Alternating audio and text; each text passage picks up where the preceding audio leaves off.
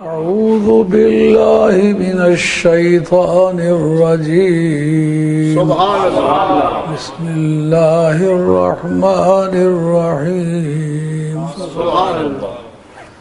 إن الذين يبايعونك إنما يبايعون الله يد الله فوق أيديهم.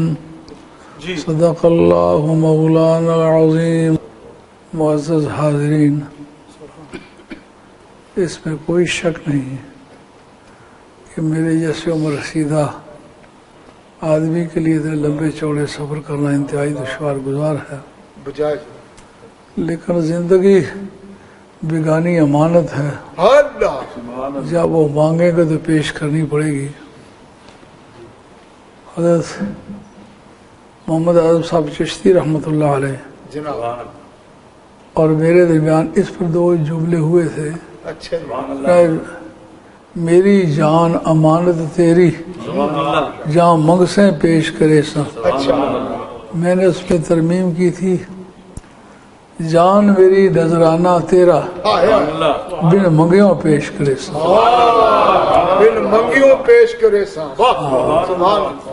تو یہ جان جو نذرانہ مان دی ہوئی ہے، جب تک آخری سانس نہیں آتا ماشاءاللہ اس وقت تک اس پر عمل پیرا رہنا ہے. انشاءاللہ انشاءاللہ.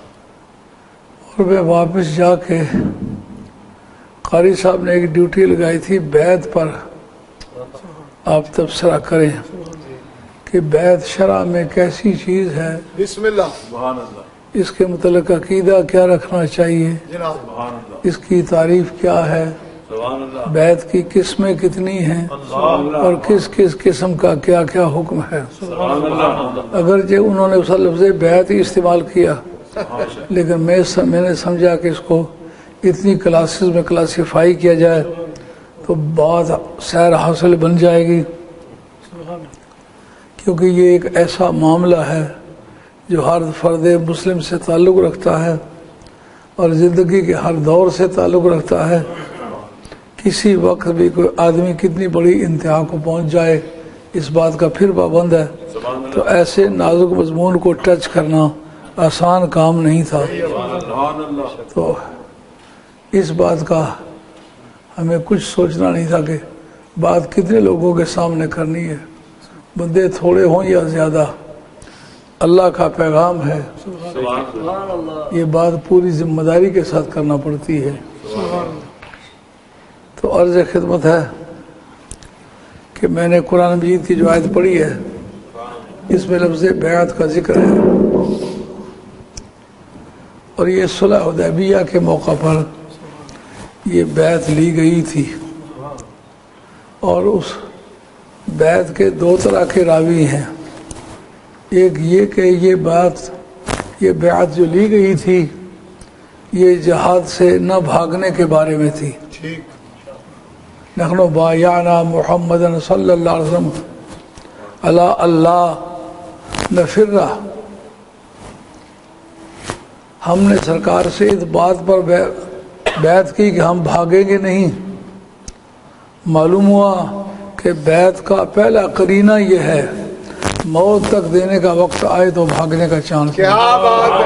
اور اسی پر دوسری روایات ہیں کہ ہم نے سرکار سے بیعت کی کہ ایمان پر قائم رہیں گے، اسلام پر قائم رہیں گے، دین پر قائم رہیں گے، سنت کی پابندی کریں گے. یہ بیعت کے کلمات دوسرے راویوں نے روایت کیے ہیں، مگر وہ پہلی بات جو ہے وہ زیادہ وزنی ہے کیونکہ اس کا کانٹیکسٹ جو ہے سیاق و سباق اس پر دلالت کرتا ہے. تو بعض اہل علم نے سمجھا یہ اگر سند ہے تو بیعت جہاد کی ہے، بیعت طریقت کی سند نہیں ہے.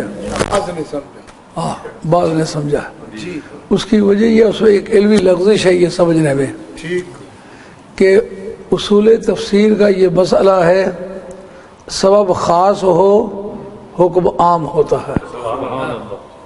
مثلا جنہوں نے پہلی مرتبہ جناب سیدہ کو تہمت دی تھی ان کو درے مارے گئے، تو اس کا مطلب یہ ہے کہ یہ ان سے خاص نہیں، محل نزول خاص تھا، سبب نزول خاص تھا، لیکن حکم عام ہے.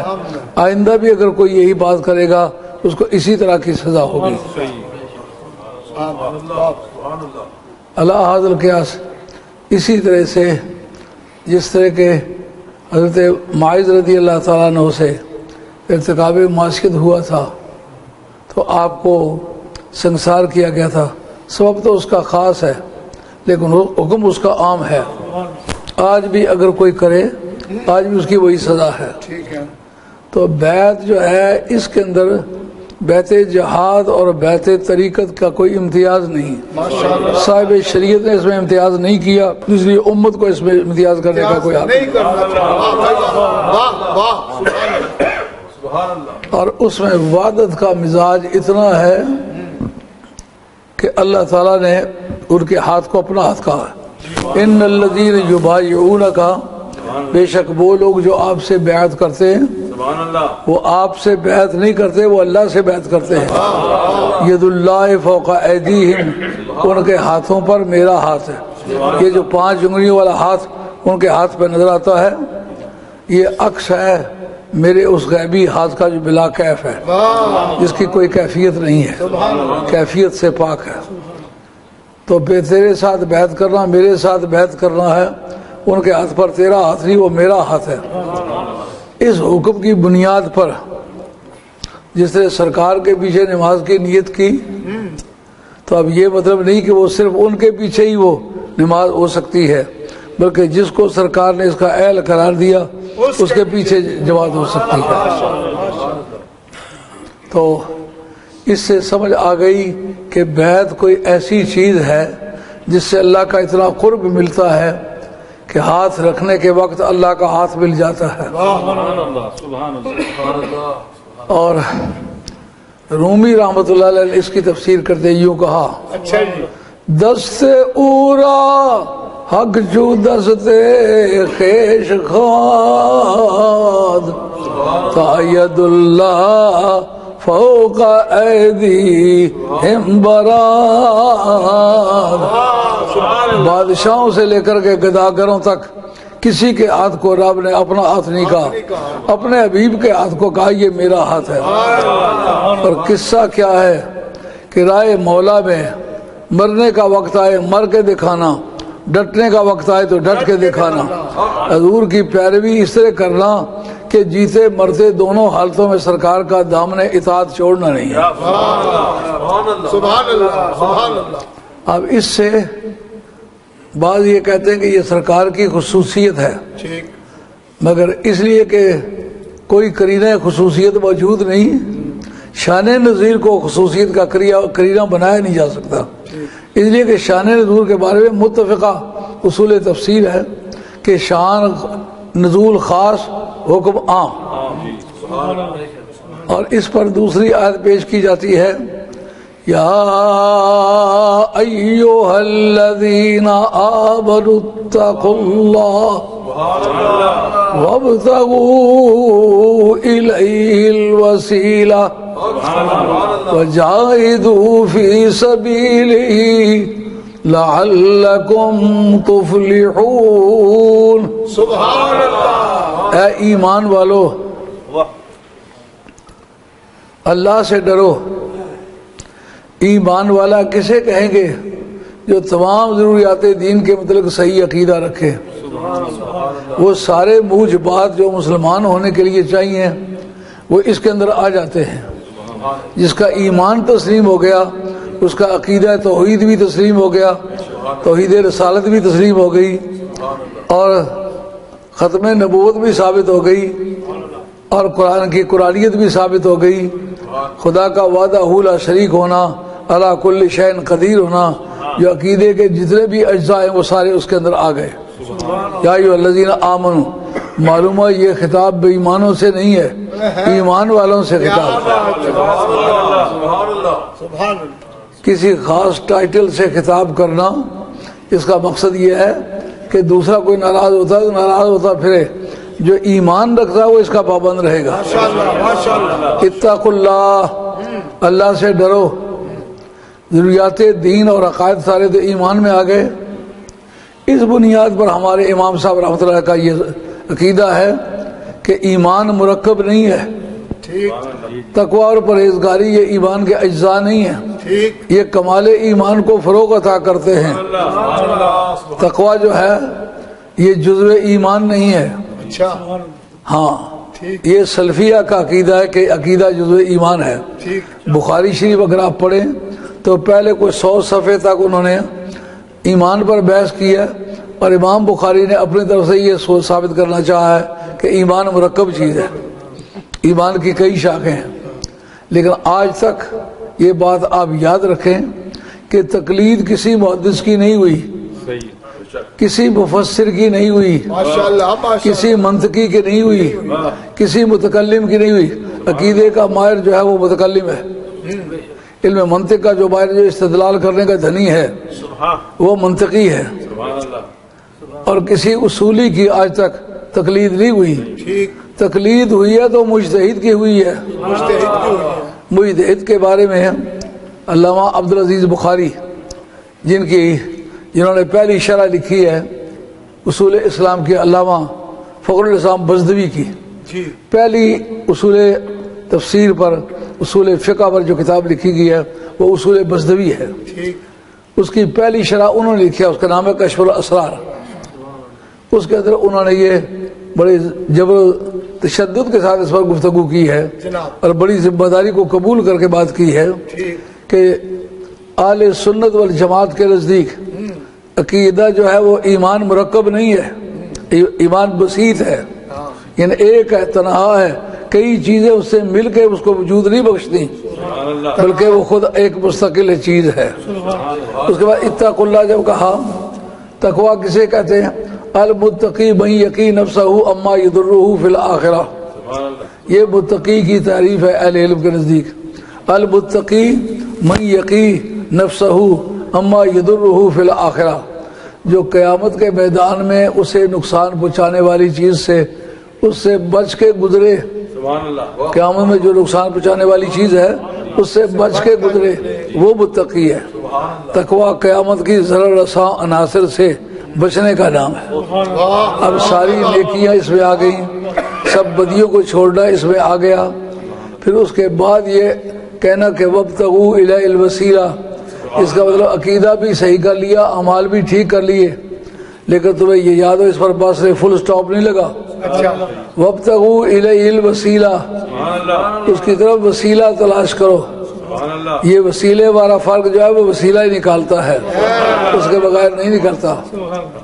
آج تک سب لوگوں نے تقلید کی ہے تو مجتہد کی کیا، یہ مجتہد کے لیے ضروری ہے کہ 500 آیات ہیں احکام کی، ان کا جاننے والا ہو، 5000 احادیث احکام سے تعلق رکھنے والی ان کو جانتا ہو، اور حدیث پر اور رسول حدیث پر، خاص کر سنن ابی داؤد میں احکام زیادہ ہیں، ابن ماجہ میں احکام زیادہ ہیں بنسبت بخاری اور مسلم کے۔ اگرچہ مسلم و بخاری میں بھی احکام موجود ہیں، لیکن زیادہ اس میں تفصیل جو ہے وہ ابو داؤد میں ہے۔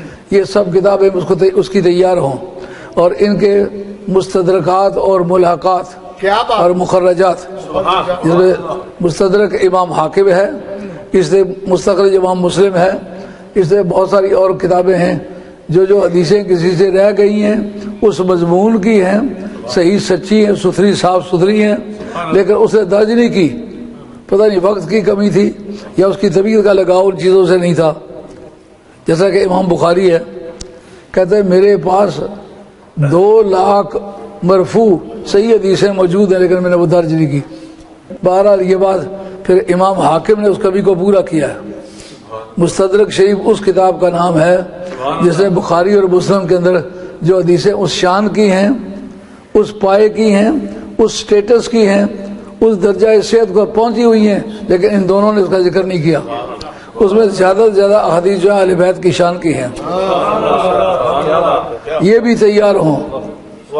اور اس کے بعد وہ علوم، مثلا علم صیغہ ہے، لفظ کی بناوٹ کو اچھی طرح جانے، بنے ہوئے لفظوں کو اچھی طرح جوڑنا جانے، صرف ہے اور نحو ہے، اور اصول فقہ یعنی کلام کے اندر جس وقت کلمات یہ صیغہ اور یہ ترکیبات یہ مرکب ہو کے واقع ہوں تو اس سے کیا نتیجہ نکلتا ہے، ان باتوں کو اچھی طرح جانے تو وہ مجتہد ہوتا ہے۔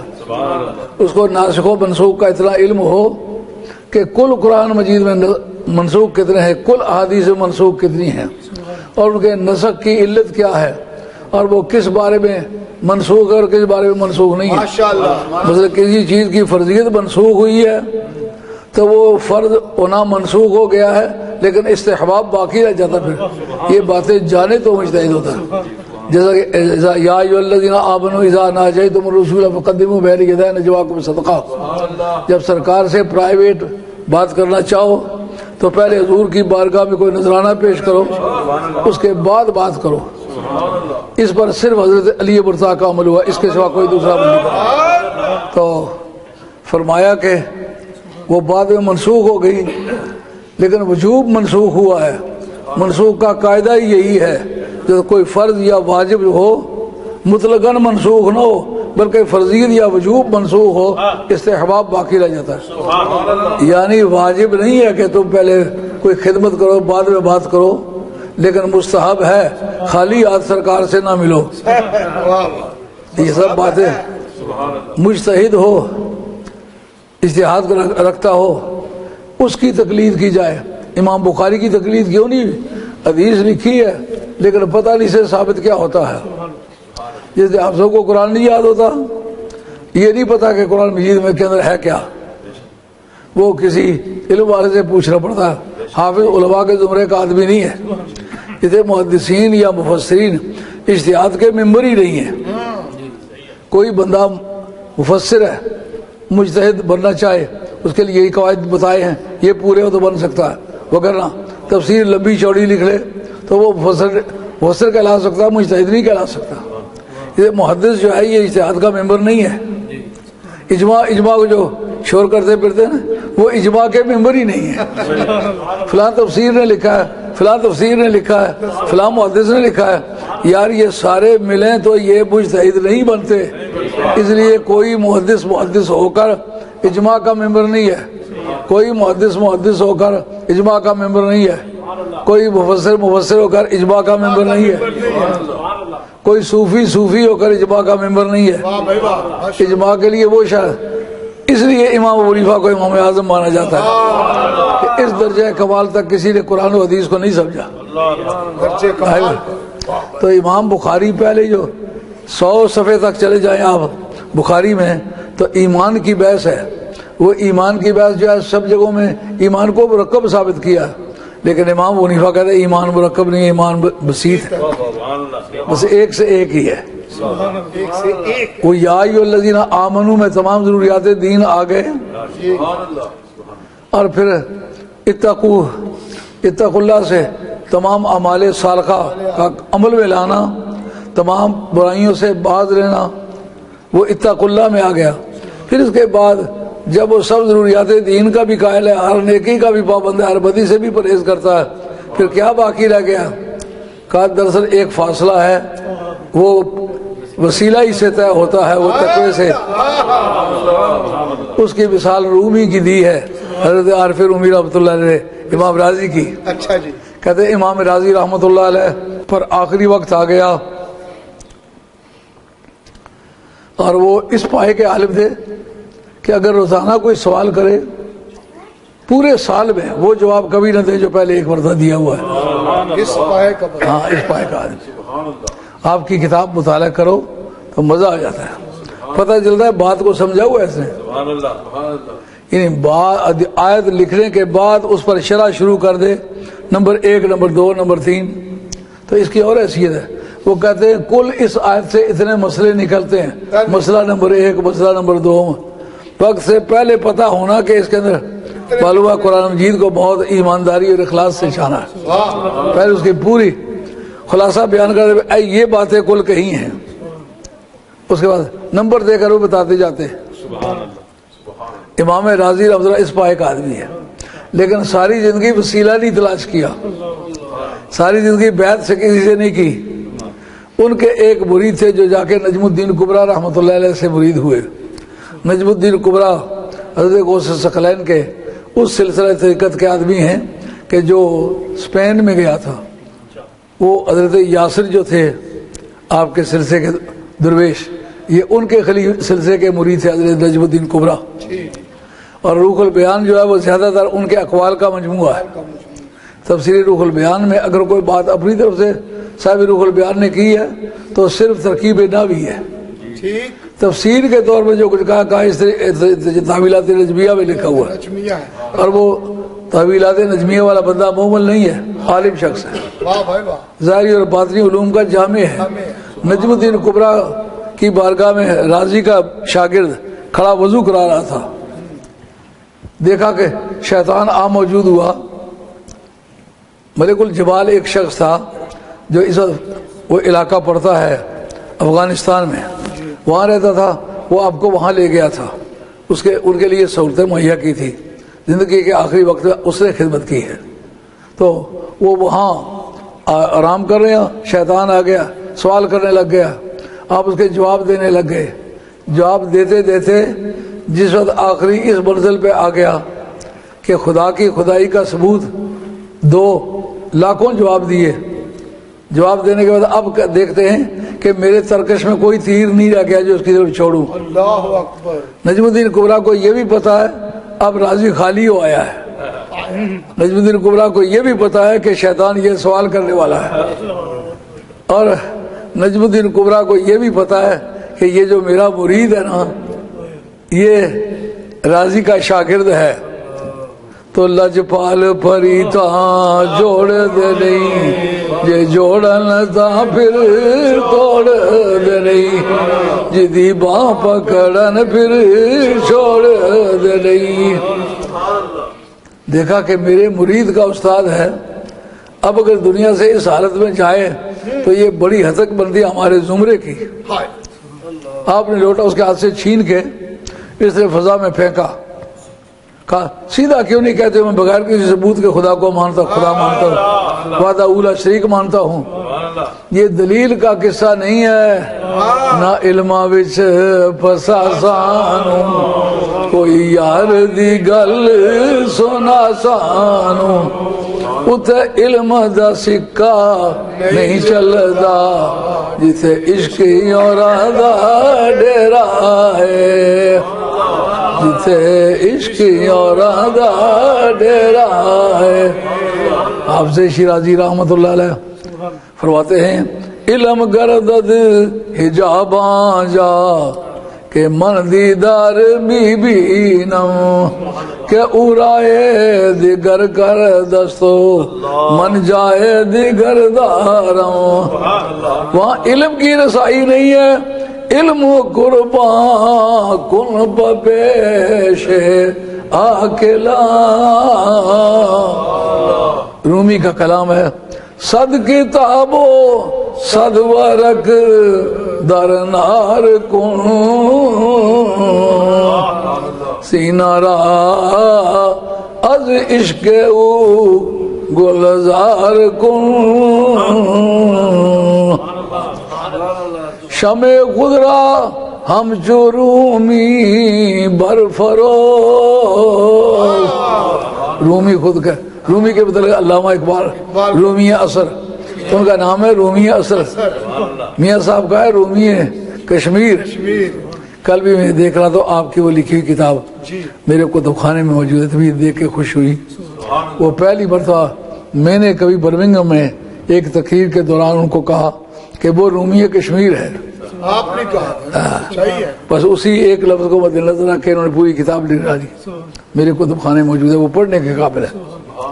جن جن اہل علم نے پڑھی اس کی تعریف کی ہے، عیب نہیں نکالا کہ لکھنے والے کو لکھنے کا ڈھنگ نہیں یا کوئی بہت بڑا عالم نہیں، ان کا جو کچھ لکھا ہے وہ صحیح لکھا ہے۔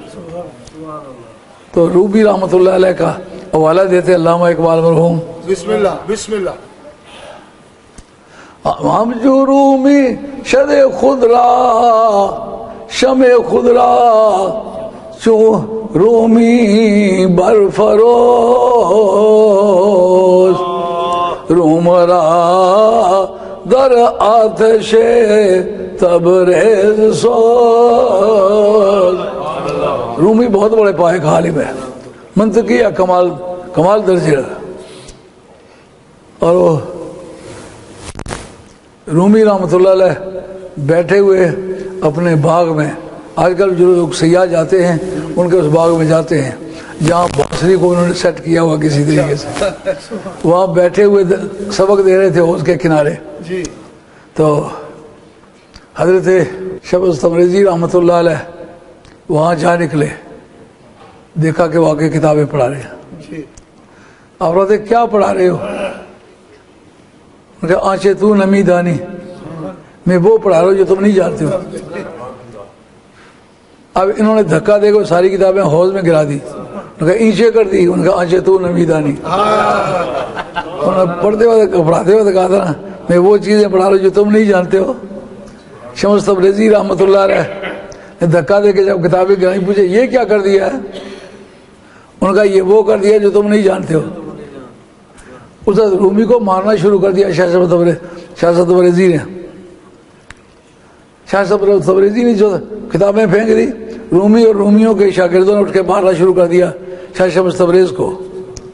مارا ان کو مار کے گرا لیا۔ انہوں نے کہا مارتے کیوں یار، اس علم کا کیا فائدہ نکلا، آؤ کتابیں تمہیں واپس کرتے ہیں۔ حوض میں ہاتھ ڈال کے کتابیں خشک باہر رکھنی شروع کر دی۔ رومی کو کہا تو بھی کتابیں نکال، شاگردوں کو کہا تم بھی نکالے گا۔ جب وہ کتابیں وہ بھی نکلی جو ان کی نہیں تھیں، ان کا دیانتداری کا یہ عالم ہے کہ یہ تمہاری کتابیں نہیں ہیں پھر بھی ادھر رکھ رہے ہو۔ اس وقت رومی نے خود دھکا دیا، کتابوں کو حوض میں گرا دیا۔ ان کا پھر وہ پڑھا دو جو تم نے خود پڑھا ہوا ہے۔ اور صوفیہ نے اس کی سند پیش کی ہے کہ کبھی پیچھے چلنے والے کا مرتبہ زیادہ بھی ہوتا ہے، آگے چلنے والے کا مرتبہ کم بھی ہوتا ہے، لیکن یہ فاصلہ جو ہے یہ ہاتھ کے بغیر دیتا ہے نہیں ہوتا۔ اس کی مثال انہوں نے پیش کی ہے، شان موسیٰ علیہ السلام کی بڑی ہے۔ وہ حضرت خضر علیہ السلام سے کہتے علمنی ما علمتا، مجھے بھی وہ سکھا کہ جو تو خود سیکھا ہوا ہے۔ حالانکہ درجہ خضر علیہ السلام کا چھوٹا ہے، موسیٰ علیہ السلام کا بڑا ہے، لیکن ایک پروسیجر ہے پروردگار نے کی کہ کسی نہ کسی کا ہاتھ پکڑے۔ اب شمس تبریزی رحمۃ اللہ تعالی نے پھر ان کا سینہ بھر دیا۔ اس تجربے کی بنیاد پر رومی رحمۃ اللہ فرماتے ہیں ایچ چیزیں خود بخود چیزیں نہ شد، ایچ آہن خود بخود تیرے نہ شد، مولوی مولائے روم ہرگز نہ شد، تا غلام شمس تبریز نہ شد۔ مولوی مجھے لوگ کہتے تھے میں کہلاتا بھی تھا، لیکن مولا میں اس وقت بنا ہوں جب ان کا غلام بنا ہوں۔ ان کا غلام بننے کے بعد مجھے یہ برتری ملی ہے۔ اس لیے عصر رواں کے رومی علامہ اقبال برہم کہتے ہیں شمع خود را ہم جرومی برفروز، روم را در آتش تبریز سوز۔ اور حضرت رومی رحمۃ اللہ کہتے ہیں گرب استدلال کار دی بدے، فخر رازی رازدار دی بدے۔ اگر دلائل قائم کرنے سے دین پورا ہو جاتا، یعنی پورا اصولی ہو جاتا، پورا مفسر ہو جاتا، پورا محدث ہو جاتا، اگر اتنے سے کام چل جاتا تو پھر جلال حضرت امام فخر الدین رازی رحمۃ اللہ جیسا آدمی جو ہے آخری منزل میں جا کے اٹک نہ جاتا۔ معلوم ہوتا ہے پائے استدلالیاں چوبی بود،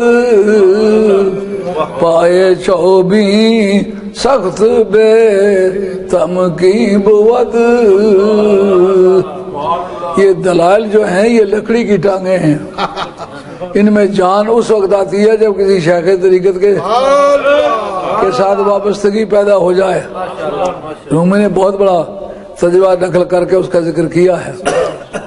اور ایک بڑے مشہور بزرگ ہیں جن کا نام عز الدین بن عبد السلام ہے، رحمت اللہ ان کا سن وفات 660 ہے، جی مصر کے رہنے والے ہیں۔ ان کی کوئی جتنی بھی کتابیں ہیں چنگی جان والا آدمی پڑھ سکتا ہے، عام قسم کا آدمی نہیں پڑھ سکتا۔ ٹھیک ان کی ایک بڑی مشہور کتاب ہے قواعد الاحکام فی مصالح الانام۔ ایسی باتیں انہوں نے پیش کی ہیں جس کو سن کے آدمی کا دماغ چکراتا ہے اگر بات وہ ٹھیک نکلتی ہے۔ وہ اپنے مطلب خود لکھتے ہیں کہ میں اس پیری فقیری کا قائل نہیں تھا، میں سمجھتا تھا کہ یہ بدعت ہے، اور بین کو عین کو اچھا لٹکا کے پڑھتے تھے، جو نہیں بھی ضرور تو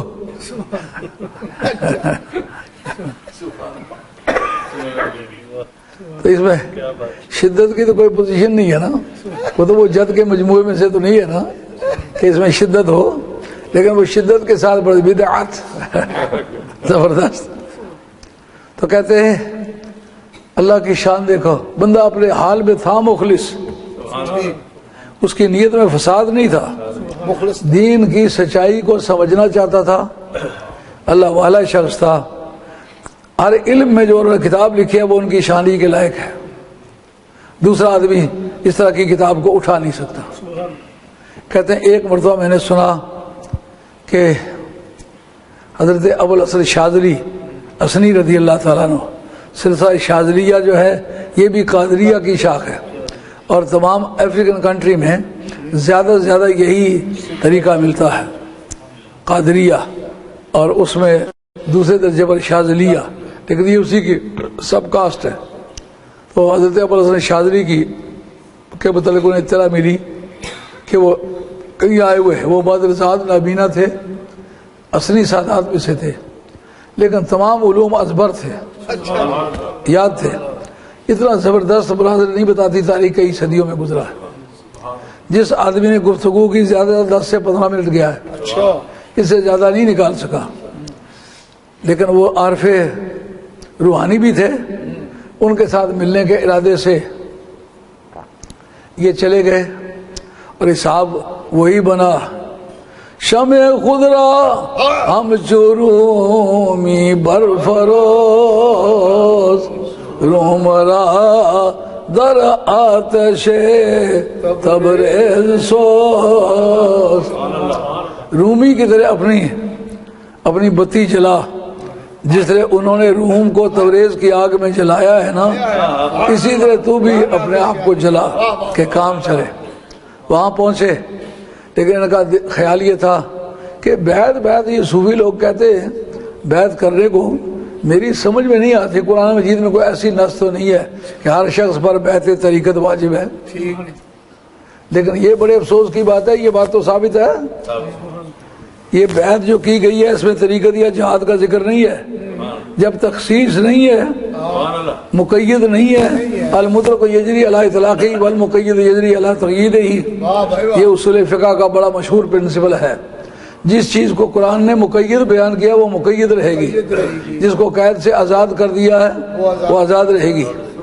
مقید اور مطلق، عام اور خاص میں جو فرق ہے وہ بڑا قابل غور ہے۔ خصوصیت ہوتی ہے افراد میں جناب، اور جو اطلاق ہوتا ہے وہ ہوتا ہے صفات میں۔ جس وقت کسی صفت کے ساتھ مقید کر دیا جائے وہ مقید ہو جاتا ہے۔ ٹھیک، مثلا جو کہا آل نبی اولاد علی، اب 2 قیدیں لگی ہیں کہ علی کا بیٹا ہو، علی کے گھر پیدا ہوا ہو، لیکن آل نبی ہو وہ سید ہوتا ہے۔ آل نبی، اب یہ تقیید قائم رہے گی، مقید اپنی تقیید پر قائم رہے گا، مطلق اپنے اطلاق پر قائم رہے گا۔ جب بھی کبھی کوئی سید کہلانا جائے گا یہ دونوں انجیکشن اس کو دیں گے، اگر وہ قبول کرتا ہے تو پھر چلے گا کام۔ اولاد علی کی ہے اور آل نبی کی ہے تو سیادت آ سکتی ہے، وغیرہ نہیں آ سکتی۔ یہاں بیعت کا ذکر ہے مگر یہ قید نہیں ہے کہ یہ بیعت طریقت کا یہ پروسیجر ہے، یہ بیعت جہاد کی یہ پروسیجر ہے، نہیں۔ انہوں نے ایمان کا بھی دعویٰ کیا، بخاری کے متن کے ہے اندر ہے حضرت عبداللہ بن مسعود، یہ صحابہ میں ان کے پائے کا حضرت علی مرتضیٰ کے بغیر کوئی دوسرا فقیہ نہیں ہے، حضرت علی مرتضیٰ کے سلسلے کے شاگرد ہیں۔ آپ فرماتے ہیں کہ درستو 70 سورۃ من القرآن من عند خیر البشر خیر الانبیاء محمد صلی اللہ علیہ وسلم، میں نے 40 جو صورتیں ہیں قرآن مجید کی یہ سارے نبیوں کے بادشاہ سے پڑھی ہیں، یعنی رسول کریم علیہ السلام سے۔ وختمت القرآن عند خیر البشر بعد الانبیاء، اور میں نے قرآن مجید پورا ختم کیا ہے اس بندے کے پاس بیٹھ کر جو نبیوں کے بعد ساری انسانیت سے اور سرکار نے ان کے بارے میں یہ سرٹیفکیٹ بھی جاری کیا، رضیت لامتی ما رضی لها ابن ام عبد فسخط لها ما سخط لها ابن ام عبد، میں نے اپنی امت کے لیے وہ چیز پسند کر لی ہے جو عبداللہ بن مسعود نے پسند کی ہے، اور میں نے اس چیز کو ناپسند کر دیا ہے جس چیز کو عبداللہ بن مسعود نے میری امت کے لیے ناپسند کیا۔ ایسا سرٹیفکیٹ 1,24,000 صحابہ میں سے کسی کو نہیں دیا، جس سے سرکار کا یہ فرمانا انا مدینۃ العلم وعلی بابھا، میں علم کا شہر ہوں اور علی اس کا دروازہ ہے۔ جس طرح باب العلم کا انحصار علی پر ہے، اسی طرح خیر و شر کی تمیز کرنا اس کا انحصار تو یہ بات مشہور ہے قاعدے کے طور پر، مگر پتہ نہیں کیوں نگاہ نہیں پڑی۔ وہ کہتے ہیں کسی جگہ قرآن مجید میں اس سے بیعت طریقت کا کوئی ذکر نہیں آیا، گئے شہرت اتنی سنی تھی متاثر ہو گئے، ان کا بیعت جب کروں گا جب اپنی آنکھوں سے کوئی بات دیکھوں گا، اچھا اپنی آنکھوں سے کوئی بات نہیں دیکھوں گا تو کہے میں مانتا نہیں ہوں، بندہ بڑا ذہین ہے۔ جو ہی پہنچتے ہیں تو آپ پوچھتے ہیں عز الدین بن عبد السلام آ گیا؟ جی میں آ گیا ہوں۔ ان کا تم کہتے ہو کہ کرامت دیکھوں گا تو بیعت ہوگا، چھوٹی موٹی کرامت نہیں دیتا، یہ میڈیٹرینین سی کے کنارے ہم بیٹھے ہوئے ہیں، یہ تمہیں پتا ہے سارے سمندروں سے سب سے زیادہ کھاری پانی یہ ہے، ٹھیک ہے۔ اب جس جگہ سے تیرا جی چاہتا ہے اس کا پانی لے کے پی، کھاری نہیں ہوگا، میٹھا۔ درویش نے وہاں بیٹھے بیٹھے تو تصرف فرمایا کہ وہ سارے کا سارا میٹھا ہو گیا۔ اب اس کے بعد انہوں نے کتاب لکھی، ان کا میں یہ سمجھنے پر مجبور ہوا کہ یہ علم عقائد کے پڑھنے پڑھانے والے ان میں صاحب کرامت آدمی کوئی نہیں گزرا، بلکہ ابو اسحاق اصفرائینی متکلمین میں سے وہ کرامت کے ہیں ہی منکر، کرامت کے قائل ہیں، ابو اسحاق اصفرائینی۔ اچھا، کہتے ہیں متکلمین میں کوئی آدمی صاحب کرامت نہیں گزرا، اچھا شریف جرجانی ہے صاحب کرامت نہیں گزرا، علامہ طباطبایی ہے صاحب کرامت نہیں گزرا، یہ جتنے چھوٹی چھوٹی کے متکلم ہیں ان میں کوئی عزت الدین ہے جنہوں نے مقاصد لکھی ہے، کہا وہ صاحب کرامت نہیں گزرے۔ اس لیے باقی جتنے بھی لوگ گزرے ہیں، عبداللہ نصفی ہے جس نے پہلی کتاب لکھی کتاب العقائد، جس کی پھر شرح لکھی ہے شرح عقائد علامہ طباطبایی نے، ان کا اپنا صنفات 537 ہے، انہوں نے کتاب لکھی ہے ان کے اس کی تفصیل میں، لیکن لکھی اپنے گر میں، کتاب ان کی استعمال کی ہے، عقیدہ اپنا استعمال کیا۔ اچھا وہ جو ہے ماتریدیہ کی کتاب ہے، لیکن شرح جو ہے وہ اشعریہ کی ہے، کیونکہ طباطبایی اشعری ہے۔ مناظروں کا شوق تو بہت رکھتے ہیں لیکن علمی میدان میں اترنے کے لیے تیار نہیں ہے، بہت اچھے ماشاءاللہ، گپے مارتے ہیں۔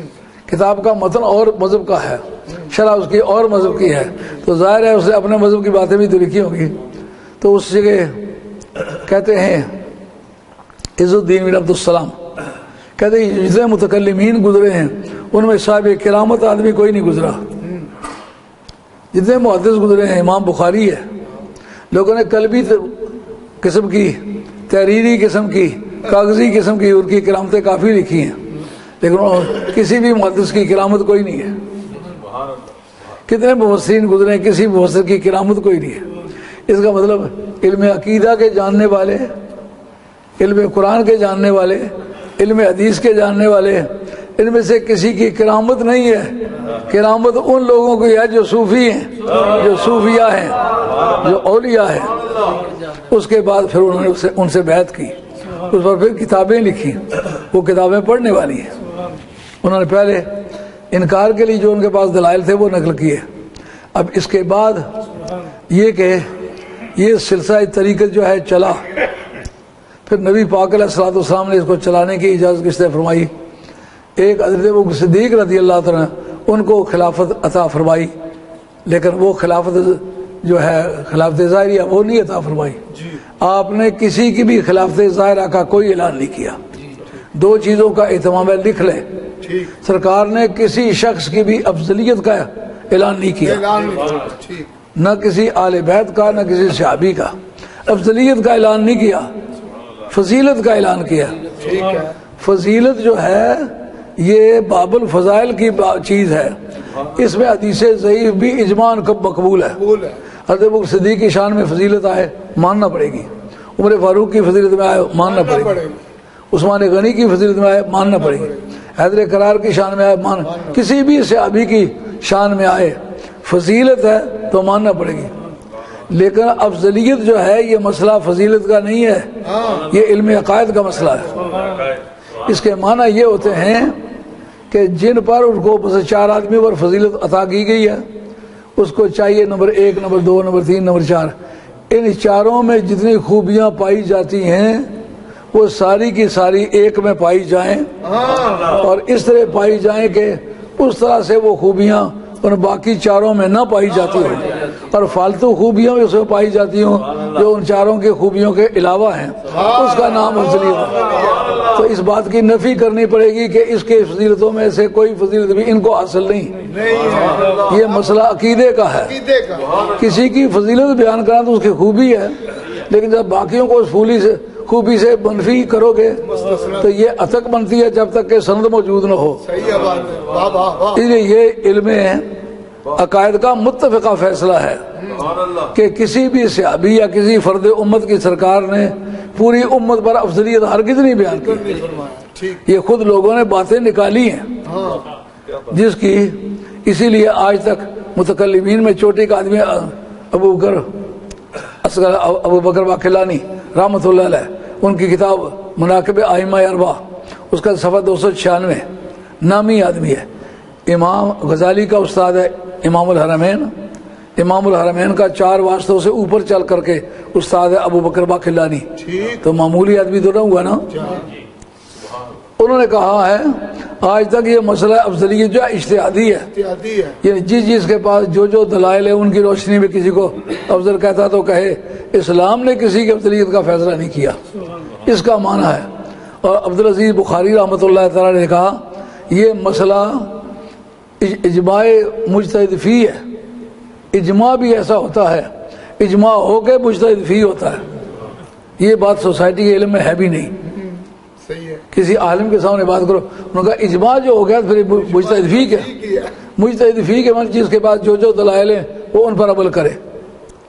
کہتے ہیں کہ امام ابو حنیفہ رضی اللہ تعالیٰ کا ایک قول ہے کہ اجماع کے منعقد ہونے کے لیے یہ ضروری ہے کہ لم یسبق ہو خلاف مستقر، جس بات پر پہلے کوئی اختلاف نہ گزرا ہو جو گزر کے قائم رہا ہو اس پر اجماع ہو سکتا ہے، لیکن جس پہ اختلاف گزر کے برقرار رہا ہو تو پھر اس اجماع میں سے ایک قول پر اجماع نہیں ہو سکتا۔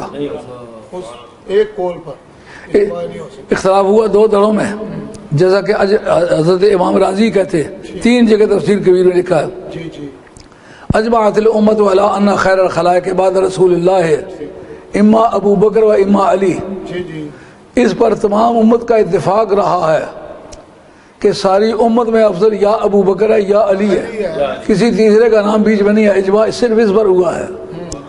یہ بات یاد کر لو، اجمعت الامت علی ان خیر الخلائق بعد رسول اللہ اما ابو بکر و اما علی، 3 جگہ بیان کیا، ایک لیلۃ القدر کی تفسیر میں لیلۃ القدر خیر من الف شہر کے تحت، اور ایک اس جگہ بیان کیا ہے اور سیتجنب حلب اتقى الذی یؤتیہ مالہ یتزکیٰ 2، اور ایک سورہ نور میں، 3 جگہوں میں آپ نے یہ جملہ بولا ہے کہ تمام صحابہ میں امت میں اس پر اجماع گزرا ہے، پوری امت سے افضل یا علی ہے اور یا ابو بکر، اس پر طے نہیں ہو سکا۔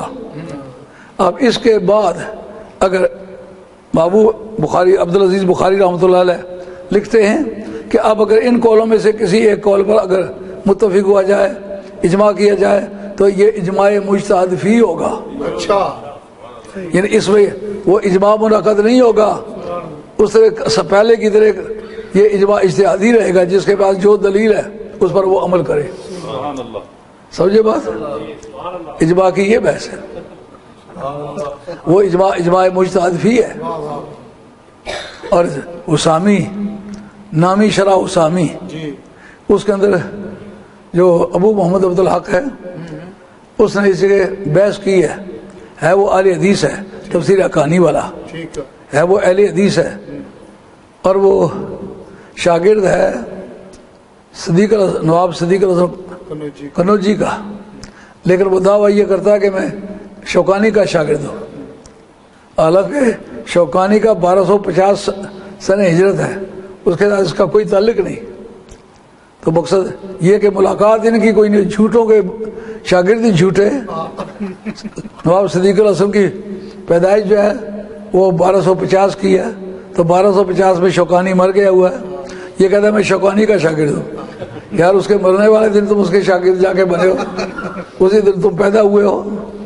تو مدعا یہ ہے کہ جو عبدالعزیز عز الدین بن عبدالسلام ہیں، وہ کہتے ہیں آج تک کوئی جو مفسر ہے، محدث ہے، محقق ہے، اصولی ہے، متکلم ہے، منطقی ہے، کسی کی کرامت نہیں ہے۔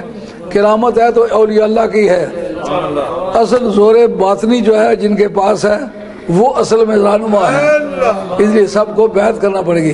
سرکار نے اجازت دی اے ابو بکر تو بیعت کر سکتا ہے، اور آگے دوسری طرف جناب مولا مرضا کو اجازت دی، لیکن ساتھ پگڑی بھی عنایت فرمائی اور پیران بھی عطا فرمایا، کہ وہ کہتے ہیں حضرت علی مرتضیٰ شیر خدا نے پگڑی بھی عنایت فرمائی، پیران بھی عطا فرمایا۔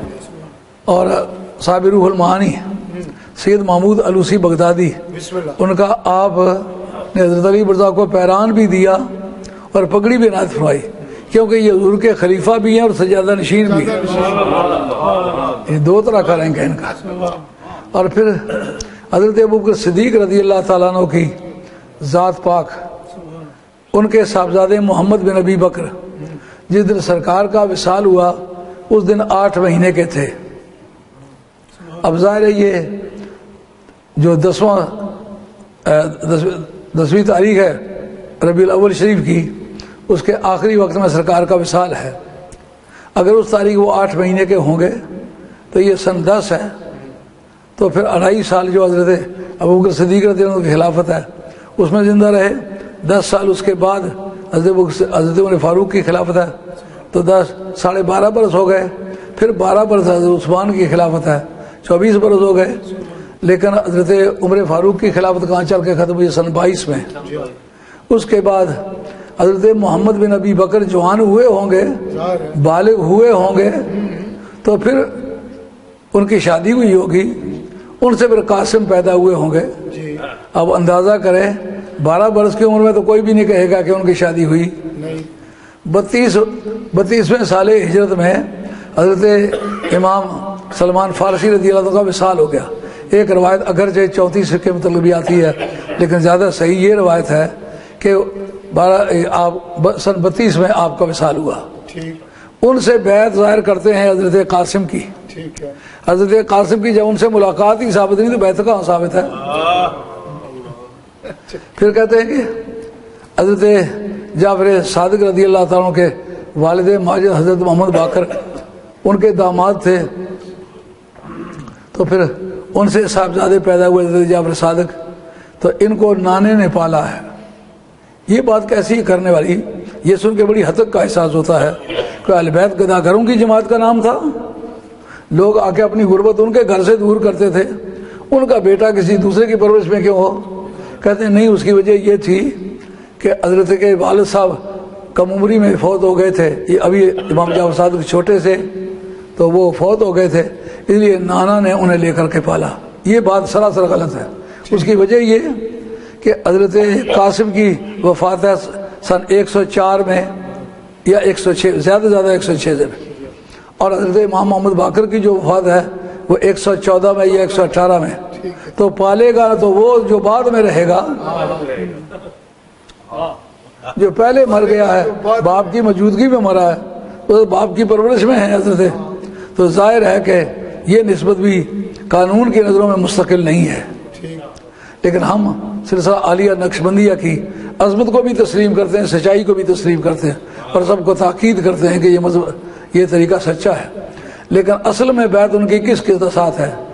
یہ قاری صاحب اتفاق سے بیٹھے ہوئے ہیں، ان کی معرفت وہ کتاب مجھے ملی ہے فائدہ عثمانیہ، اس کے اندر لکھا ہوا ہے کہ آپ کی جو بیعت طریقت ہے وہ اپنے والد حضرت محمد باقر کے ساتھ ہے، جو قاسم الولایت ہیں، جنہیں کل دنیا میں ولایت بانٹی ہے، امام ربانی مجدد افسانی شیخ احمد سرحدی رحمۃ اللہ کہتے ہیں پہلی امتوں کے قاسم ولایت بھی علی ہے، اس امت کے ولایت بھی قاسم علی ہے، اور ان کے بعد امام حسن رہے ہیں، اس کے بعد امام حسین تقسیم ولایت کرتے ہیں، اس کے بعد امام زین العابدین، اور ان کے بعد حضرت امام محمد باقر، ان کے بعد حضرت جعفر صادق۔ تو تقسیم ولایت کی منڈی جن کے گھر میں ہے وہ دوسرے سے ولایت کس طرح حاصل کریں؟ بیعت طریقت جو حضرت جعفر صادق رضی اللہ تعالیٰ عنہ کی وہ اپنے والد محمد باقر کے ساتھ ہے، وہ کتاب اتفاق سے اس وقت میرے بریف کیس میں موجود ہے، وہ وظائف کے لیے میں ساتھ ساتھ رکھتا ہوں، تو اس کتاب کے اندر یہ لکھا ہوا موجود ہے، وہ ہمارے مسلک کے کسی آدمی کی لکھی ہوئی نہیں، وہ حضرت خواجہ عثمان دامانی رحمۃ اللہ علیہ جو کمال درجے کا عالم بھی ہے اور کمال درجے کا صاحب کرامت بھی ہے، اور بے شمار وہابیہ نے ان کے سامنے گردن جھکائی ہے، اور وہ بدنصیب خواجہ عثمانی سے حصہ حاصل کرنے کے بجائے خواجہ عثمانی کا ٹائٹل استعمال کیا۔ یہ غلام خان بھی ان کے سلسلے کا مرید تھا، خواجہ عثمان دامانی کے مرید تھے، حسین علی وہاں پچری، حسین علی وہاں پچری کا مرید تھا مولوی غلام خان صاحب پنڈی والے۔ تو اندازہ کیجئے وہ کتنے بڑے پائے کا آدمی ہوگا جب عقیدہ لوگوں نے بھی ان کو پیر مانا ہوگا۔ ان کے ملفوظات ہیں، سید علی اکبر شاہ صاحب دہلوی نے وہ جمع کیے، میرے پاس موجود ہیں، اگر ان کو بعد میں دیکھنا چاہے دکھاؤں گا۔ تو حضرت قرار کا سلسلہ جو تعلیم ہے، حضرت امام ربانی رحمۃ اللہ علیہ اپنی مکتوبات کے آخری خط میں لکھتے ہیں، جس کے حاشیے پر پورے 12 اماموں کے نام ہیں۔ وہ ایک بزرگ ہیں جن کے منہ کی طرف سے دیکھو تو بھی وہی کچھ ہے، پیٹھ کی طرف سے دیکھو تو بھی وہی کچھ ہے۔ ان سے ٹی وی پہ پوچھا گیا یہ 12 امام، ان کا 12 امام یہ شیعہ کے ہیں، اور کتنا نادان ہے تو نقشبندی کہلاتا ہے۔ تو نقشبندیوں کے امام نے لکھا ہے یہ 12 امام تقسیم ولایت کرتے رہے، تو پھر وہی گمراہ بھی ہو اور وہی ولایت میں تقسیم کرے؟ گمراہ ہو تو ولی ہو سکتا ہی نہیں۔ تو ان کے قاسم الولایت ان کو مانا ہے، تو جعفر صادق کے جو ابا جی تھے وہ قاسم الولایت تھے۔ تو یہ سلسلہ پھر آگے چل نکلا ہے۔ آگے وہ کہتے ہیں کہ حضرت جعفر صادق کے ساتھ حضرت بایزید بسطامی کی بیعت ہے، یہ بھی اسی کتاب کے اندر لکھا ہوا موجود ہے جو میرے پاس ہے اس وقت۔ وہ کہتے ہیں کہ حضرت امام جعفر صادق کی جو وفات ہے 150 میں ہوئی ہے، اور حضرت بایزید بسطامی 136 میں پیدا ہوئے ہیں، تو 14 سال کی برس میں وہ خلیفہ ہونے کی پوزیشن میں آ گئے۔ یہ بات بالکل انوکھی لگتی ہے۔ بہرحال اس سلسلہ تعلیم کا فیضان خواہ حضرت ابوبکر صدیق رضی اللہ عنہ سے عطا ہو یا حضرت قرار کے، مگر افسوس کی بات ہے چھوٹے موٹے صوفیوں کا تو دن مناتے ہیں جس میں لاکھ مجدد جس کے ناخن میں ہے اس کا نام امام جعفر صادق ہے، کبھی امام جعفر صادق کا نام ہی نہیں لیا۔ اور حضرت سید بہاؤالدین، رات کو بھی میں مطالعہ کر رہا تھا، سید بہاؤالدین نقشبندی کے ساتھ خواجہ بہاؤالدین لکھتے ہیں، کبھی کسی نقشبندی کے کتاب میں سید لکھا ہوا نہیں دیکھا۔ یہ سادات سے عداوت ہے، اتھنٹیکیٹڈ سید ہے، حسینی سادات میں سے ہے، یہ بات بھی اس کتاب کے اندر لکھی ہوئی موجود ہے۔ آپ سادات حسینیہ میں سے ہیں، لیکن سید کبھی نہیں لکھتے ان کے ساتھ۔ پھر ان کے جو مرید ہیں وہ ابوالحسن خرقانی رحمۃ اللہ علیہ، جن کے کمالات 4 دانگے عالم میں چمک رہے ہیں آج تک، اور ہندوستان کی فتوحات میں ان کے کرتے کا دخل ہے۔ سلطان امام محمود غزنوی کرتا ان کا لایا تھا، اس کی برکت سے ہندوستان فتح ہوا، لیکن ان کی ملاقات بایزید بسطامی سے ہوئی ہے؟ نہیں، ہرگز نہیں ہوئی۔ حضرت بایزید بسطامی کا وصال جو ہے وہ 270 میں ہوا ہے، اور حضرت خواجہ ابو الحسن خرقانی رحمۃ اللہ علیہ کی ولادت 234 میں ہوئی ہے، تو یہ کتنا بڑا مارجن ہے، 204 میں ہوئی ہے، یعنی 34-35 برس کا زمانہ درمیان میں حائل ہے۔ ان کی وفات کے بعد 34-35 برس ان کی ولادت ہوئی ہے، ملاقات نہیں ہوئی۔ بہرحال یہ فیضان علی مرتضیٰ کا ہے، مگر یہ لکھتے وقت گھبراتے کیوں ہیں؟ ہم نے تو سب کو مانا ہے، حضرت بکر صدیق کی شان مانی ہے، عمر فاروق کی شان مانی ہے، عثمان غنی کی شان مانی ہے، صحابہ کرام کی شان مانی ہے، تمام سلاسل اولیاء اللہ کو ہم نے بدل تسلیم کیا ہے، مگر یہ بزرگان کا نام لیتے وقت کیوں گھبراتے ہیں؟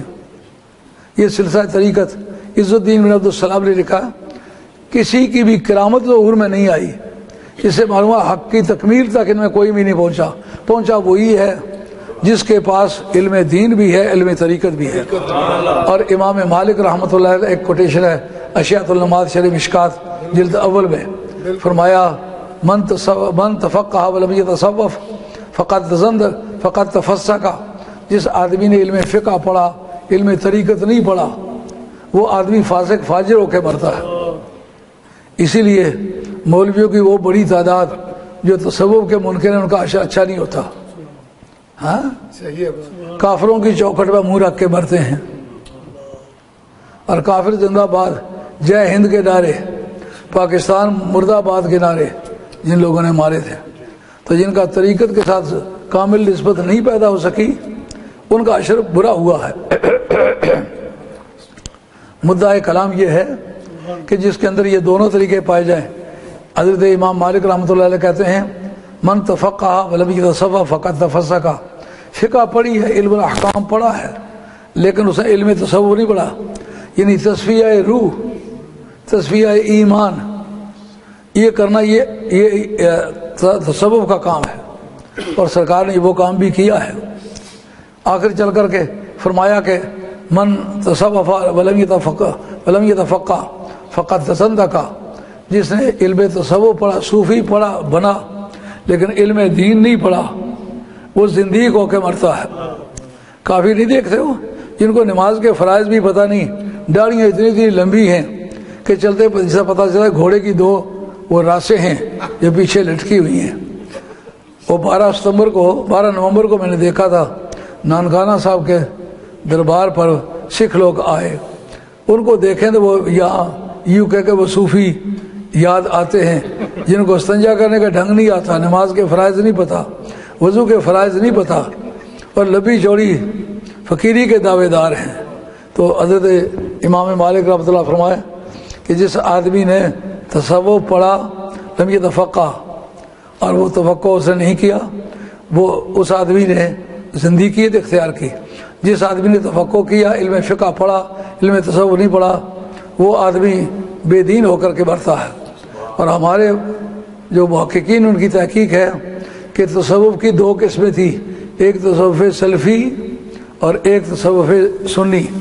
تصوف سلفی کے بانی تھے حضرت امام مالک رحمۃ اللہ علیہ، ان کا تصوف ان سے شروع کر انہی پر ختم ہو گیا، لیکن تصوف سنی جو ہے امام زین العابدین سے چلا ہے اور قیامت تک چلے گا۔ رات کو بھی میں دیکھ رہا تھا، یہ جستجو ہوئی کہ امام احمد بن حنبل کس کے مرید تھے، یہ اس سوچ پہ پڑ گیا۔ وہ اماموں میں تو امام المحدثین ہے نا، سارے محدثین کا استاد تو امام احمد بن حنبل ہے۔ کہتے ہیں بشر حافی رحمۃ اللہ علیہ کے ساتھ وہ تنہائی میں سال میں کچھ دن باقاعدگی سے گزارا کرتے تھے، تو معلوم ہے بشر حافی سے ان کا تعلق تھا۔ بشر حافی جو ہیں یہ براہ راست خلیفہ تھے حضرت امام زین العابدین کے، اور ان کی بزرگی کی روایت جو ہے وہ امام زہری نے کی ہے۔ امام زہری کہتے ہیں جس وقت آپ کو ہتھکڑیاں لگی ہوئی تھی میں آپ سے ملاقات کے لیے حاضر ہوا، آپ فرماتے ہیں تمنیت لو کنتا فی مقامی، تو یہ تمنا کرتا کہ کاش تو میری جگہ ہوتا، یعنی یہ ہتھکڑیاں تجھے امام زہری کہتے ہیں میرے دل نے کہا یا اللہ یہ ہتھکڑیاں مجھے لگ جائیں لیکن نبی پاک کی اولاد کا یہ فرزند یہ آزاد ہو۔ کہتا ہے اتنی میرے دل میں آئی تو فرماتے ہیں تو نے تمنا کیا کہ میری جگہ تو ہوتا، یہ لے بیڑیاں، یہ لے ہتھکڑیاں۔ اوندی قوت زور نہ لایا بیٹھے من رضائی. اس کو امام ابن حجر عسقلانی نے، امام ابن حجر مکی نے سوائے کے مربع میں 176 میں یہ بات لکھی ہے کہ امام زہری کو دیکھ کے انہوں نے فرمایا. تو عز الدین عبد السلام کہتے ہیں دنیا بھر کے محدث مطالعہ کیے، دنیا بھر کے مفسر مطالعہ کیے، لیکن ان میں کسی کی کرامت نہیں جس سے نبی کی آخری دلیل جو ہوتی ہے وہ معجزہ ہوتی ہے. کتاب تو اس کے لیے ہے نا جو یہ مانتا ہے یہ نبی ہے، یہ رسول ہے، یا اس کتاب کے کانٹینٹس کو پڑھتا ہے. لیکن یہ بات تو ہر آدمی کی سمجھ میں آتی بھی نہیں. لیکن جو کہا اقتربت الساعۃ وانشق القمر، انگلی کا اشارہ کر کے چاند کے 2 ٹکڑے کر دیے. پوری دنیا میں کوئی ہندو ہے تو بھی دیکھے، مسلمان ہے تو بھی دیکھے، اپنا ہے تو بھی دیکھے، بیگانہ ہے تو بھی دیکھے. جب درختوں کو اشارہ کیا تو دوڑنے لگ گئے. یہ مومن کو بھی نظر آیا، کافر کو بھی نظر آیا. جب پوری دنیا میں کوئی نہ کر سکا انہیں ماننا پڑا یہ پیغمبر ہے. اسی طرح ولی کا آخری اربا جو ہوتا ہے نا وہ استعمال ہو تو دنیا اصل مقام پہ آتی ہے. کتنے ہی مولوی تھے جو مرزا قادیانی سے ہارے. بہاولپور کے مقدمے میں انور علی شاہ صاحب جو دیوبند کی تاریخ میں سب سے چھوٹی کا آدمی ہے یہ بھی پیش ہوا، لیکن اس کے باوجود بھی ہارے. تو دنیا بھر کی تدابیر کی کوئی جیت نہ سکا. آخر جیتا تو وہ جیتا جو سید الاولیاء بھی تھا اور سید العلماء بھی تھا. سید العلماء بھی تھا. ہاں، اس وقت خدا کی زمین پر خواجہ گولوی کے جوڑ کا کوئی دوسرا آدمی ہوتا تو وہ مرزا قادیانی کے گلے پڑتا. اسے جگہ جگہ لوگوں کے دروازے کھٹکھٹا کے کہا باہر نکلو. اب باہر نکلے کون؟ دیکھا نہیں. ایک آدمی کہتا پھرتا ہے فلاں مولوی وہ سنی کہلاتا ہے، میں تمہیں بے ایمان کہتا ہوں. تو میدان میں نکلو، ایک ایک کا نام لیتا ہے، لیکن دم دبانے پر اجماع امت ہو گیا ہے. کوئی شخص کیوں نہیں کرتا ہے، پتہ نہیں کوئی آخری وقت کیسا آنے والا ہے جو اللہ کو منظور ہے. تو اسی طرح خواجہ گولڈوی کو صد چھوٹے موٹے مولویوں نے بھی کافر کہا تھا. صحیح ہے بھائی. وہاں ایک پاس مولوی ہوتے تھے، مولوی عبدالعلی ان کا نام تھا، لیکن وہ بنو امیہ میں سے تھے. اچھا. وہ پیر صاحب کہلانا چاہتے تھے. انہوں نے کچھ آبادی کی تھی، اس کا نام شریف رکھا تھا. آج جناب شرافت گئی اڑ گئی ہے، نہ کوئی قبر ہے نہ کوئی شریف ہے. اسلام آباد میں آ گیا، نام ہی کوئی نہیں لیتا. کنویں کے پانی پر کفر کا فتویٰ دیا خواجہ گولوی کو. حالانکہ کنویں کا پانی جو ہے وہ بھی مجھ پہ کفر کس لیے ہو سکتا ہے؟ اللہ حضرت قیاس. اس طرح آل اللہ کی مخالفت آل باطل کرتے چلے آئے ہیں، اور اس طرح کی باتیں مولویوں میں نہیں دیکھی گی، علماء میں نہیں دیکھی گی. حضرت غلام فرید مٹھنوی رحمۃ اللہ علیہ، آپ ایک مرید کے بچے کی شادی پر گئے، دیکھا وہاں ایک گوین بلوائی گئی ہے. آپ قوالی کے بڑے عادی تھے، لیکن کبھی ساری زندگی میں عورت کا گانا نہیں سنا، نہ امرت کا سنا نہ عورت کا سنا. امرت اس کو کہتے جس بات کے منہ پہ ابھی داڑھی نہ آئی ہو، یہ نہ جی پٹھے اس طرح منی ویسے. امرت اس کو کہتے جس کو آئی نہ ہو. تو نہ امرت کا گانا سنا ہے نہ عورت کا. قوالی سنی ہے تو مرد کی سنی ہے. تو جب پتہ چلا کہ عورت لائی گئی ہے وہ گائے گی، آپ نے اس کو بلا کے فرمایا اس عورت کو فرید سمجھائی یا فرید کو گوین سمجھائی؟ اپنی وہ سرائکی مجھے آتے نہیں، وہ بڑی میٹھی زبان ہے. مجھے کنجری سمجھ لیا یا کنجری کو فرید سمجھ لیا ہے؟ وہ رویا. انہوں نے کہا میں ابھی اس کو دھکے دے کے نکال دیتا ہوں. ایسا کبھی نہیں ہو سکتا. میں بچے کی شادی چھوڑ سکتا ہوں اور پیر کو نہیں چھوڑ سکتا. اس وقت آپ نہیں، لوگوں کی دل آزاری ہمارا مسلک نہیں ہے. تو ایسا کر جتنے پیسوں کی امید لے کے آئی تھی اتنے پیسے اس کو دے دے، وہ لے کے چلی جائے. اب جس گیا اس گوین کو کہا پیسے جتنے مانگتی ہے منہ سے مانگ، میں دیتا ہوں، لیکن گانا یہاں نہیں ہوگا. انہوں نے کہا بتا مجھے گانے کیوں نہیں دیتا؟ انہوں نے کہا میرا پیر نہیں مانتا. انہوں نے کہا پیر سے میری ملاقات کرا، میں پیسے نہیں لیتی، مفت میں چلی جاؤں گے، لیکن پیر سے ملاقات کرا. وہ گیا. اس عورت نے سمجھا کہ یہ پیر کے سامنے بولے گا نہیں، بات کو ٹھکرائے گا نہیں، جو وہ پیر کہے گا یہ مانے گا. اس لیے اس نے طے کر لیا کہ ایک دروازے سے یہ جائے، دوسرے دروازے سے میں داخل ہو جاؤں.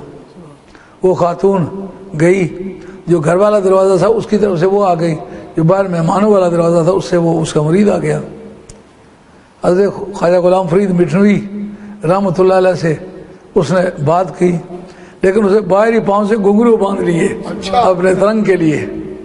وہ کہتی ہے در کوئے نیک نامی مارا گزر نہ دادن، در کوئے نیک نامی مارا گزر نہ دادن، گر تو نمی پسندی تغییر کن کزارا۔ کوچہ نیک نامی میں مجھے منشیان تقدیر نے جانے ہی نہیں دیا، میرے مقدر میں نیکی لکھی ہی نہیں، تو پھر اس مجبوری سے میں برائی کی گلی میں رول رہی ہوں۔ اگر تو کر سکتا تو میری تقدیر بدل، اگر تقدیر نہیں بدل سکتا تو پیر ہو کے پیسے لے جائے گا، میں گوین ہو کے پیسے لے جاؤں گی۔ خواجہ غلام فرید مٹوی جوش میں آ گئے۔ در کوئے نیک نامی تو راہ گزر نہ دادن، من ای نمی پسندم بدلے دے ہم کزارا، من ای نمی پسندم بدلے دے ہم کزارا۔ حضرت خواجہ نظام الدین اولیاء محبوب الہی، آپ نے بھی ساری زندگی کسی عورت کا گانا نہیں سنا تھا۔ جب آپ کا جنازہ اٹھا، اپنے وقت کی سب سے زیادہ اچھی مترنم عورت جو تھی وہ تیاری کر کے آ گئی، جنازہ جا رہا ہے، سامنے سے آئی، اس نے اپنے ہارمونیم بجانے والے کو کہا ہارمونیم بجا، تبلچی کو کہا تبلا بجا، اور جو سارنگی بجا سارنگی والے کو کہا سارنگی بجا، چھنکارے والے کو کہا چھنکارا بجا، اور چکچکی والے کو کہا چکچکی بجا۔ وہ سارے ساز اس نے چھیڑ دیے، اور اس نے آپ کے سامنے ایک دائرہ سا بنا کے تو بڑی ترنگ سے کہا، اے تماشا گاہے عالم روح تو، اے تماشا گاہے عالم روح تو، تو کجا بہر تماشا میروی، ساری دنیا تجھے دیکھنے کے لیے آ رہی ہے، تو کہاں جا رہا ہے؟ لیکن ایسی ترنگ سے اس نے گایا کہ خواجہ صاحب کے چارپائی وجد میں آ گئی۔ وہ جتنے چارپائی اٹھانے والے تھے گر گئے، اس دوستوں نے چارپائی پکڑ کے بچھا دی، انہوں نے ان کو کہا تو اپنا پورا پروگرام پورا کر۔ تو جب تک اس نے پورا پروگرام نہیں پورا کیا، بندے بیٹھے ہوئے ہیں چارپائی وجد میں۔ تو یہ باتیں مولویوں کی تاریخ میں نہیں ملتی، اصولی ہے، مفسر ہے، محدث ہے، یہ باتیں نہیں ملتی۔ اور نبی کریم علیہ الصلوۃ والسلام نے اس کیفیت کا مالک اپنی زندگی میں کس کس کو قرار دیا؟ حضرت مولا مرتضیٰ شیر خدا کے متعلق کہا، یمن سے ایک شکایتی مکتوب ملا کہ وہ لوگ بہت چھیڑ چھاڑ کرتے ہیں، آپ فرماتے ہیں باز آ جاؤ، نہیں تو میں آپ کی طرف وہ بندہ بھیجوں گا جو میری مثل ہے، میری مثل جو ہے اس کو بھیجوں گا۔ اور سرکار کا فرمانا ہے کل الناس من شجرات شتیٰ الا انا و علی من شجرۃ واحدہ، سب کی اصل الگ الگ ہے، میری اور علی کی اصل ایک ہے۔ جو میرا نقشہ دیکھنا چاہے وہ علی کو دیکھے، جو میرا نقشہ دیکھنا چاہے وہ علی کو دیکھے۔ یہ کس بات سے ثابت ہے؟ انا مدینۃ العلم وعلی بابھا۔ یہ دراصل ایک تلمیح ہے کہ قدیم ایام میں جو حفاظتی دیوار ہوتی تھی اس کے 4 دروازے ہوتے تھے، آنے جانے کے لیے صرف ایک دروازہ ہوتا تھا، ایمرجنسی کے لیے 4 دروازے استعمال ہوتے تھے، لیکن جو نارملی ملاقات کا سسٹم تھا وہ ایک ہی دروازہ تھا۔ اس کے اوپر نقشہ لگا ہوا ہوتا تھا پورے شہر کا، جیسے آج کا A to Z ہے نا، اس لیے پورے شہر کا نقشہ ہوتا تھا۔ جو باہر سے آئے وہ دیکھے ادھر آبادی کتنی ہے، سٹی سینٹر کہاں ہے، شاپنگ سینٹر کہاں ہے، دارالعلوم کہاں ہے، مدرسے کہاں ہیں، مساجد کہاں ہیں، تو باہر آ کے وہ دیکھتا تھا، تو پھر وہ فیصلہ کر لیتا تھا کہ میں اندر جاؤں کہ نہ جاؤں۔ سرکار نے اپنے آپ کو علم کا شہر کہا، مولا مرزا کو دروازہ کہا، یعنی آئے گا دروازے پر نقشہ دیکھے گا وہ علی ہے، جس کو علی پسند ہے وہ میرے پاس آئے، جس کو علی پسند نہیں وہ میرے پاس نہ آئے۔ صوفیہ جو ہیں ان کے نزدیک من لم یکن لہ الشیخ فالشیخ لہ الشیطان، جس کا پیر کوئی نہ ہو اس کا پیر شیطان ہوتا ہے۔ یہ مجھے بھی اور آپ کو بھی اپنے آپ کو ٹٹولنا چاہیے۔ میں نے بھی کوئی اللہ کا بندہ دیکھ کے کسی کے ہاتھ میں ہاتھ دیا ہے کہ نہیں دیا؟ اور علی سارے پیروں کا پیر ہے، پہلی امتوں کا بھی، اس امت کا بھی۔ یہی وجہ کسی پیر کے بارے میں پوچھ نہیں ہوگی، علی کے بارے میں پوچھ ہوگی۔ اعلیٰ حضرت فاضل بریلوی رحمۃ اللہ علیہ، جن کا سن وفات 1339 ہے، وہ فرماتے ہیں کہ پل صراط پر کس کے نام کا سرٹیفکیٹ پوچھا جائے گا، پاسپورٹ کس کے نام کا پوچھا جائے گا؟ کہ علی کے نام کا۔ 1,24,000 سے کم و بیش صحابہ کرام ہیں، لکھتا کون ہے؟ اعلیٰ حضرت فاضل بریلوی۔ ان کے مطلب ہمیں شبہ شیعہ ہونے کا تو نہیں ہے نا؟ نہیں، ان کی کتاب جو ہے بہت پائے کی کتاب ہے، اس کے اندر وہ بتاتے ہیں کہ روک لیا جائے گا، فرمایا ان کو روکو، انہم مسئولون، ان سے ایک بات پوچھنی ہے، یہ جنت کے دروازے پر چل کے ہوگا، یہاں علی کا سرٹیفکیٹ پوچھا جائے گا پل صراط کے کنارے پر، وہاں داخل ہونے سے پہلے بتاؤ 1,24,000 سے کم و بیش صحابہ کرام کی تعداد موجود ہے، ان میں کسی کے بارے میں بھی سوال نہ ہو، علی کے بارے میں سوال ہو، اب ناراضگی کیسی ہے؟ اب تو ناراضگی نہیں ہونی چاہیے۔ میں اپنے کسی بزرگ کی کتاب کا نام لوں تو یہ مولویوں کے سارے بزرگوں سے بڑے بزرگ کا نام، جن کو میں بھی بزرگ اپنا مانتا ہوں، ان کی کتاب ہے، اس کے اندر یہ بات لکھی موجود ہے کہ پل صراط پر پوچھا جائے گا یار ضروریات دین کی کیا تعریف ہے؟ بہت ساری تعریفوں میں ایک تعریف یہ بھی ہے کہ قیامت میں جس بات کے بارے میں پوچھا جائے گا وہ چیز ضروریات دین میں سے ہے۔ معلومہ حب علی ضروریات دین میں سے، ان کے بغیر مومن ہوتا ہی نہیں۔ اب میں آپ سے اجازت چاہتا ہوں، اللہ تعالیٰ میرا اور آپ کا خاتمہ سچے دین پر کرے۔ باقی اس کے بارے میں، وسیلہ کے بارے میں کسی دوسری مجلس میں پھر تقریر کریں گے۔ یا ایھا الذین آمنوا اتقوا اللہ وابتغوا الیہ الوسیلہ۔ اگر تقوی پر بات ختم ہو جاتی وسیلہ نہ آتا، وسیلے پر چل کے ختم ہوئی، پھر اس کے بعد وجاہدوا فی سبیلہ، مجاہدات جو صوفیہ تجویز کرتے ہیں وہ کرنے بھی ضروری ہیں، حالانکہ صحابہ کے لیے یہ ضروری نہیں تھے۔ یہ جتنے لطائف پر آپ مراقبے کرتے ہیں، صحابہ میں سے کسی نے یہ مراقبے نہیں کیے، ان کی مراقبوں کا کوئی ثبوت نہیں حدیث کے اندر۔ تو سوال پیدا ہوتا ہے سب سے اچھے اولیاء اللہ تو صحابہ کرام ہیں، تو پھر ان کے لیے یہ پابندی کیوں نہیں ہے کہ اتنی مرتبہ لطیفہ قلب پر ذکر کرو، لطیفہ روح پر ذکر کرو، لطیفہ سر پر کرو، لطیفہ خفی پر کرو، لطیفہ اخفا پر کرو، لطیفہ نفس پر کرو، لطائف عالم امر پر کہو، لطائف عالم ارواح پر کرو۔ کون سے لطائف پر غور کرنا ہے، مراقبہ کرنا ہے؟ کہا وہ سرکار کی نگاہ بندہ نواز نے ایسا بے نیاز کیا کہ جتنی منزلیں ان کی جستجو سے طے ہونے والی تھیں وہ صرف دیکھنے سے بیڑے پار ہو گئے۔ اور وسیلہ کی بڑی دلیل یہ ہے کہ کوئی شخص اس کو نہیں پہنچ سکا جس نے سرکار کی زیارت ایمان کے ساتھ کی۔ یہ جمہور اہل سنت کا مذہب ہے۔ صحابی کے برابر کسی کا نہ ہونا یا ان سے افضل نہ ہونا، یہ جمہور اہل سنت کا مذہب ہے۔ یہ امام ابن حجر مکی نے بھی لکھا ہے اور امام غزالی نے بھی لکھا ہے، اس پر اجماع نہیں ہے۔ اجماع تو اتنا سستا سمجھ لیا ہے کہ جس سے لوگوں نے بیگم کو طلاق دینا آسان سمجھ رکھا، حالانکہ بہت بری بات ہے۔ حضور نے فرمایا ان ابغض الحلال عند اللہ طلاق، جائز کاموں میں سب سے برا کام جو خدا کو ناراض کرتا ہے وہ عورت کو طلاق دینا ہے۔ جو اجماع ہے بہت بڑا مسئلہ ہے، اجماع نہیں ہے، جمہور اہل سنت کا مذہب ہے۔ تو ان جیسا کوئی نہیں ہو سکا، وجہ کیا ہے؟ ان جیسا وسیلہ کسی کو میسر نہیں آیا۔